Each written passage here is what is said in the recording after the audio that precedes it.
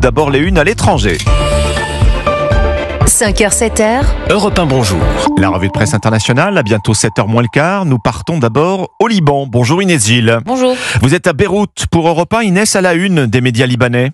Eh bien, on parle des affrontements à la frontière libano-syrienne. Des violences ont éclaté entre les troupes syriennes et des combattants alignés sur le Hezbollah après l'assassinat de 3 soldats syriens, selon le média émirati Z-National. Il s'agit d'une escalade majeure malgré les efforts déployés par la Syrie et le Liban pour améliorer leurs relations. Alors The New Arab s'interroge, l'Iran est-il derrière ces violences? La chute de Bachar el-Assad a été un coup dur pour Téhéran qui pourrait aujourd'hui essayer, selon le journal, de déstabiliser la nouvelle Syrie. Néanmoins, aucun élément ne prouve pour l'instant l'implication iranienne. Les affrontements pourraient surtout être alimentés par des clans locaux, certes proches du Hezbollah, mais surtout animés par des motivations économiques. L'Orient le Jour rappelle que les clans libanais sont puissants le long d'une frontière poreuse et ouverte à toutes sortes d'incidents et de contrebande. Nous partons maintenant en Inde avec vous, Léa Ojal. Vous êtes à New Delhi pour Europe 1, dans la presse indienne ce matin. C'est une décision historique pour les géants du numérique. Elon Musk, le PDG de Starlink, s'implante en Inde où il a signé un accord avec les premiers fournisseurs de services de télécommunications, Reliance Jio, groupe du milliardaire indien Mukesh Ambani, et Airtel, son principal rival.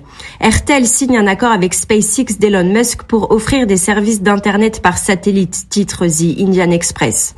La connectivité par satellite n'en est qu'à ses débuts en Inde, État le plus peuplé du monde, où 40% des gens n'ont toujours pas accès à Internet. Starlink d'Elon Musk pourrait offrir une capacité 80 à 90 fois supérieure à celle de ses rivaux, précise The Times of India.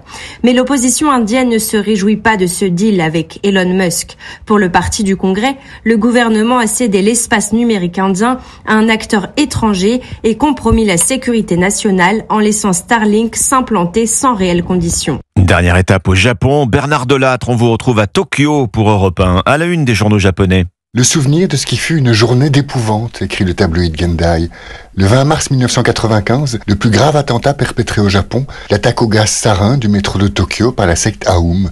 Bilan, 14 morts et 6300 blessés, la plupart très grièvement, rappelle la radio NHK. C'est hélas tout sauf de l'histoire ancienne, écrit le journal Mainichi. En effet, 30 ans plus tard, 60% des personnes qui ont été exposées à cet agent neurotoxique extrêmement dangereux ont toujours des problèmes de santé, qu'ils soient oculaires, respiratoires, musculaires ou post-traumatiques. Et puis, s'alarme le Yomiuri, la menace d'Aoum demeure, car 3 groupes lui ont succédé. Il compte environ 2000 adeptes, en majorité des jeunes, que ces sectes attirent en leur proposant des cours de yoga et de méditation transcendantale, ou des ateliers dits de développement spirituel. Bernard Delattre, correspondant d'Europe 1 à Tokyo.